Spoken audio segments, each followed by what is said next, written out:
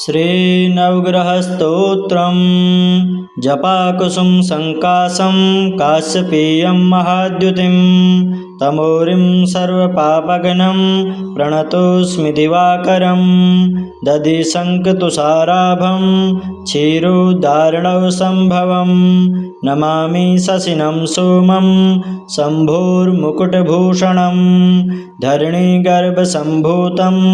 विद्युत्कान्तिसमप्रभं कुमारं शक्तिहस्तं तं मङ्गलं प्रणमाम्यहं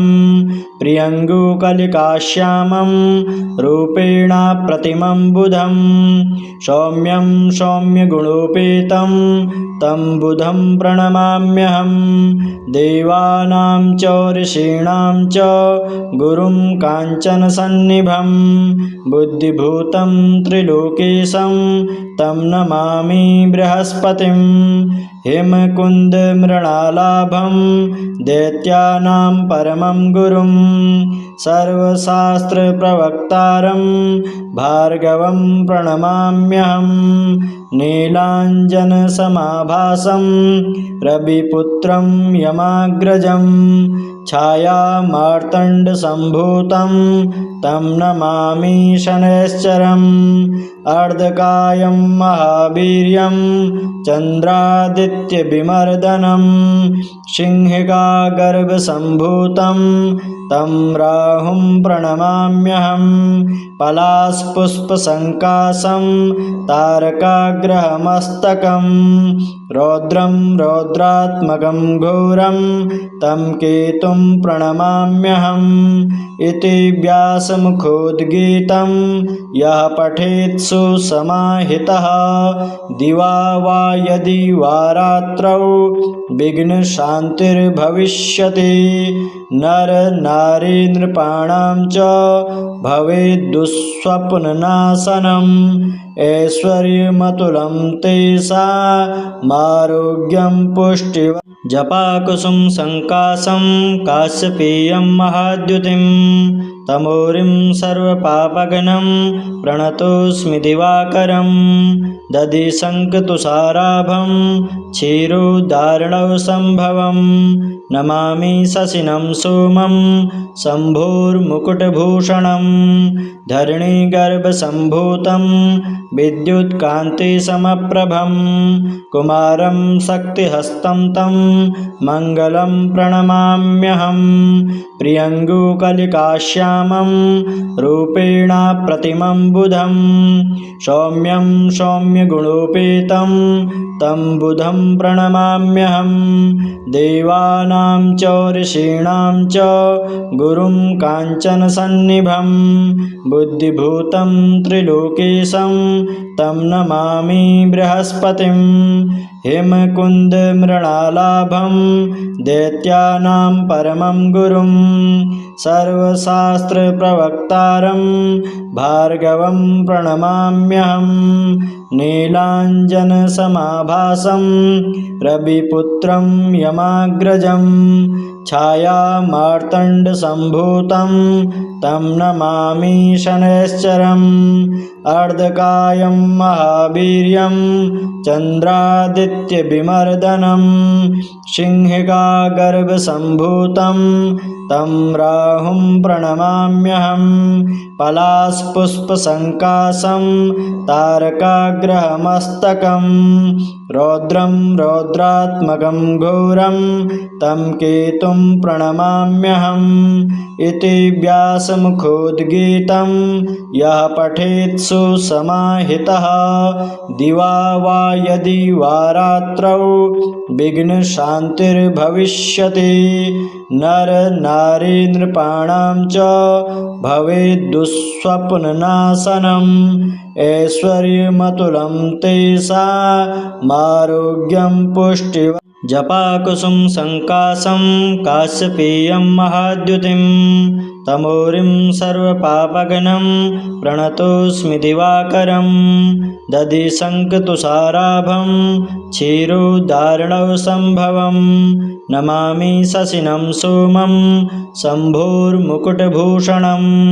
धरणीगर्भसम्भूतं विद्युत्कान्तिसमप्रभं कुमारं शक्तिहस्तं तं मङ्गलं प्रणमाम्यहं प्रियङ्गुकलिकाश्यामं रूपेण प्रतिमं बुधं सौम्यं सौम्यगुणोपेतं तं बुधं प्रणमाम्यहं देवानां च ऋषीणां च गुरुं काञ्चनसन्निभं बुद्धिभूतं त्रिलोकेशं तं नमामि बृहस्पतिं हेमकुन्दमृणालाभं दैत्यानां परमं गुरुं सर्वशास्त्रप्रवक्तारं भार्गवं प्रणमाम्यहं नीलाञ्जनसमाभासं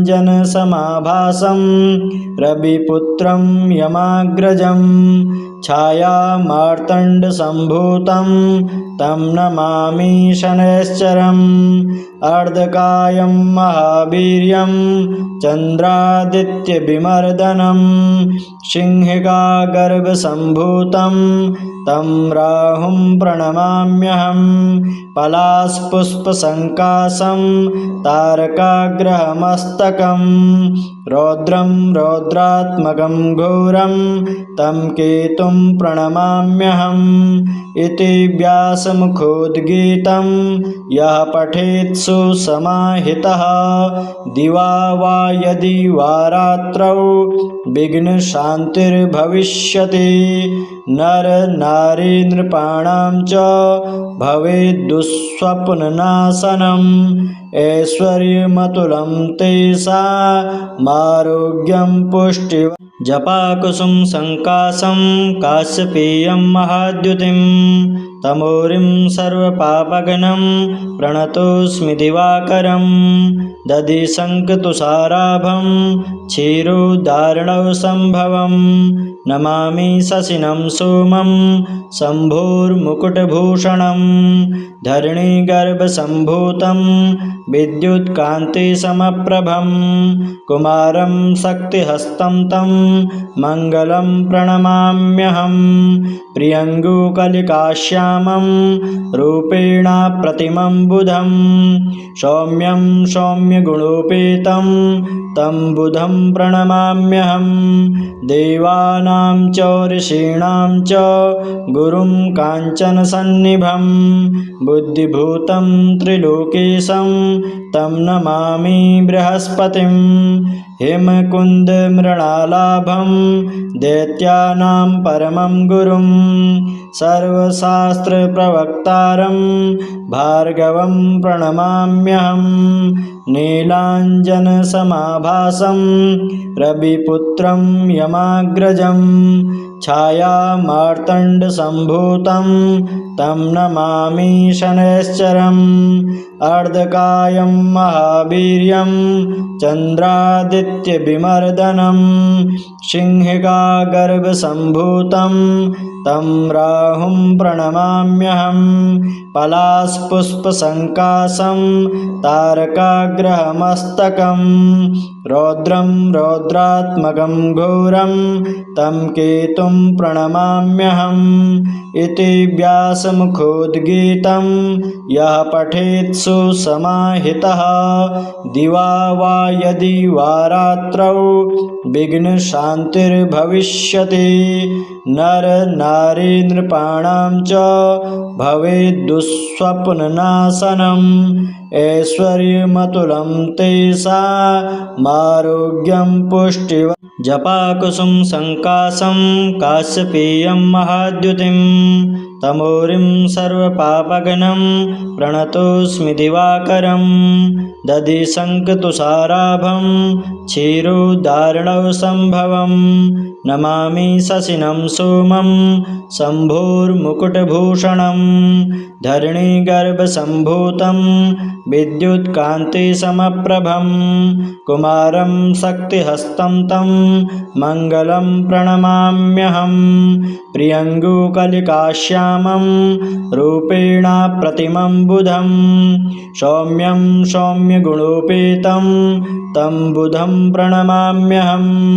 देवानां च ऋषीणां च गुरुं काञ्चनसन्निभं बुद्धिभूतं त्रिलोकेशं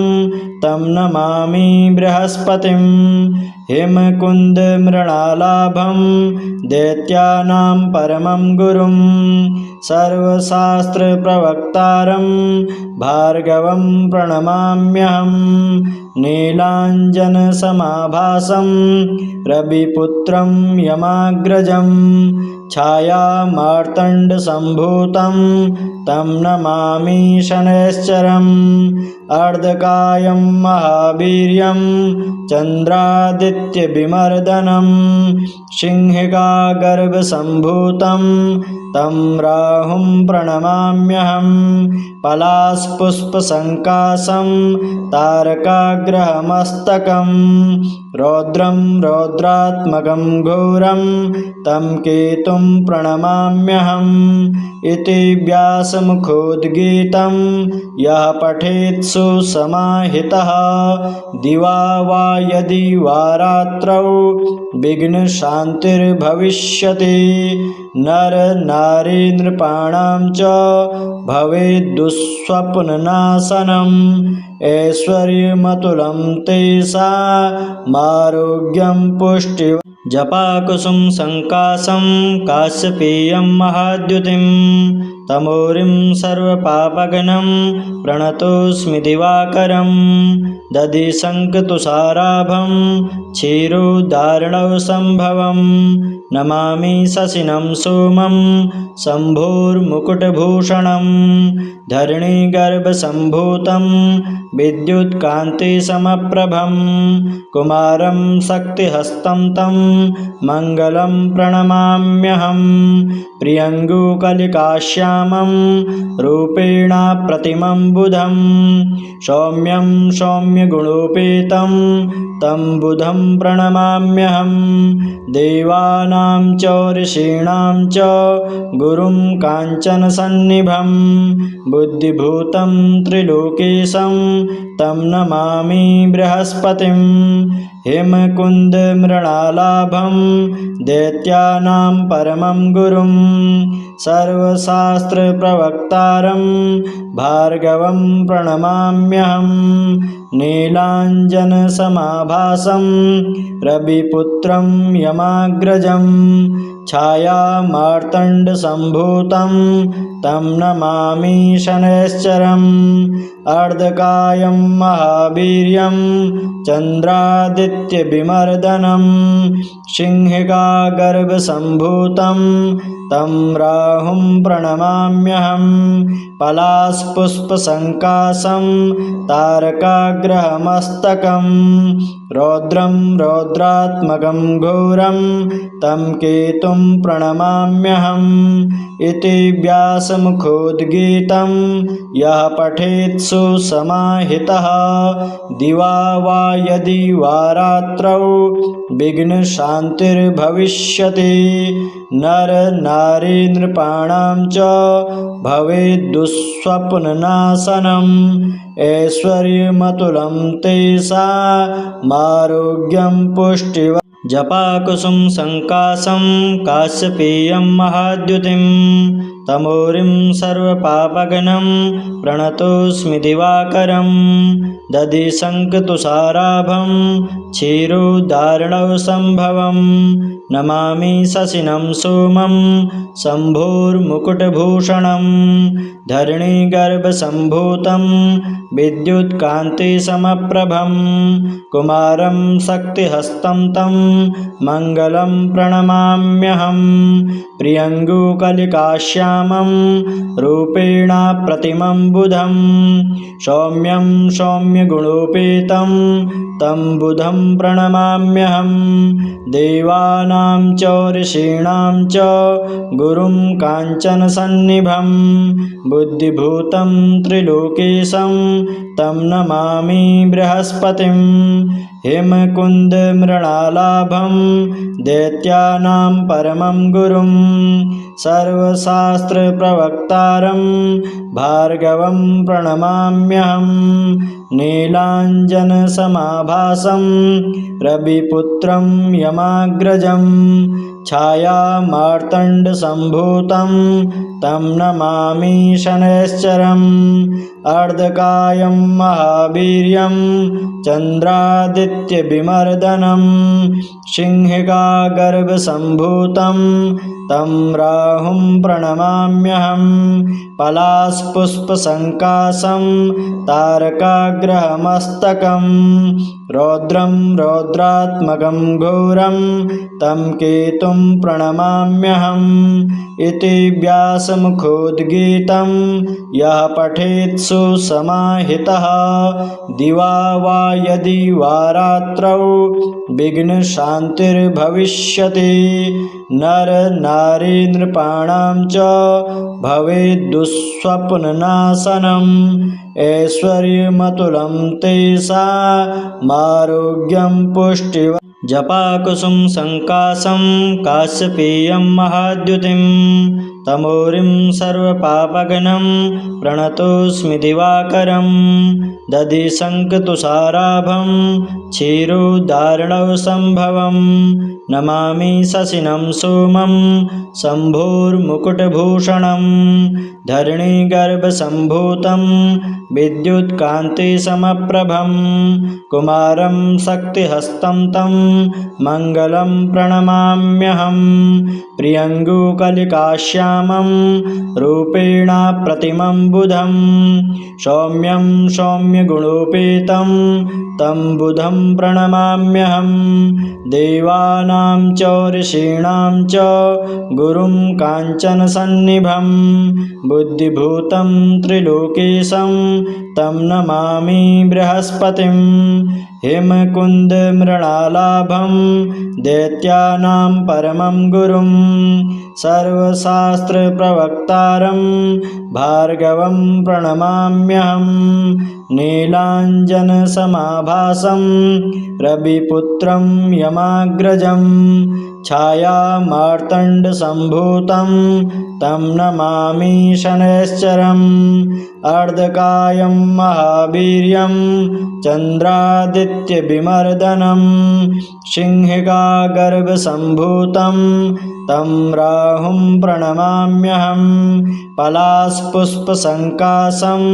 तारकाग्रहमस्तकं रौद्रं रौद्रात्मकं घोरं तं केतुं प्रणमाम्यहम् इति व्यासमुखोद्गीतं यः पठेत् सुसमाहितः दिवा वा यदि वा रात्रौ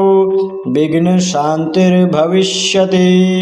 नरनारीनृपाणां च भवेद्दुःस्वप्ननाशनम् ऐश्वर्यमतुलं तेषामारोग्यं पुष्टिः जपाकुसुम संकाशं काश्यपेयं महाद्युतिं तमोरिं सर्वपापघ्नं प्रणतोऽस्मि दिवाकरं दधिशङ्खतुषाराभं क्षीरोदार्णवसम्भवं नमामि शशिनं सोमं शम्भोर्मुकुटभूषणं धरणीगर्भसम्भूतं विद्युत्कान्तिसमप्रभं कुमारं शक्तिहस्तं तं मङ्गलं प्रणमाम्यहं प्रियङ्गुकलिकाश्यामं रूपेण प्रतिमं बुधं सौम्यं सौम्यगुणोपेतं तं बुधं प्रणमाम्यहं देवानां च ऋषीणां च गुरुं काञ्चनसन्निभं बुद्धिभूतं त्रिलोकेशं तं नमामि बृहस्पतिं हेमकुन्दमृणालाभं दैत्यानां परमं गुरुं सर्वशास्त्रप्रवक्तारं भार्गवं प्रणमाम्यहं नीलाञ्जनसमाभासं रविपुत्रं यमाग्रजं छायामार्तण्डसम्भूतं तं नमामि शनैश्चरम् अर्धकायं महावीर्यं चन्द्रादित्यविमर्दनं सिंहिका गर्भसम्भूतं तं राहुं प्रणमाम्यहं पलाशपुष्पसङ्काशं तारकाग्रहमस्तकं रौद्रं रौद्रात्मकं घोरं तं केतुं प्रणमाम्यहम् इति व्यासमुखोद्गीतं यः पठेत् सुसमाहितः दिवा वा यदि वा रात्रौ विघ्नशान्तिर्भविष्यति नरनारी नृपाणां च भवेद्दुःस्वप्ननाशनम् ऐश्वर्यमतुलं तेषामारोग्यं पुष्टिः जपाकुसुम संकाशं काश्यपेयं महाद्युतिं तमोरिं सर्वपापघ्नं प्रणतोऽस्मि दिवाकरं दधिशङ्खतुषाराभं क्षीरोदार्णवसम्भवं नमामि शशिनं सोमं शम्भोर्मुकुटभूषणं धरणीगर्भसम्भूतं विद्युत्कान्तिसमप्रभं कुमारं शक्तिहस्तं तं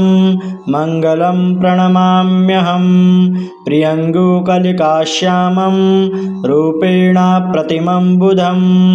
सौम्यं सौम्यगुणोपेतं तं बुधं प्रणमाम्यहं देवानां च ऋषीणां च गुरुं काञ्चनसन्निभं बुद्धिभूतं त्रिलोकेशं तं नमामि बृहस्पतिं हेमकुन्दमृणालाभं दैत्यानां परमं गुरुं सर्वशास्त्रप्रवक्तारं भार्गवं प्रणमाम्यहं नीलाञ्जनसमाभासं रविपुत्रं यमाग्रजं छायामार्तण्डसम्भूतं तं नमामि शनैश्चरम् अर्धकायं महावीर्यं चन्द्रादित्यविमर्दनं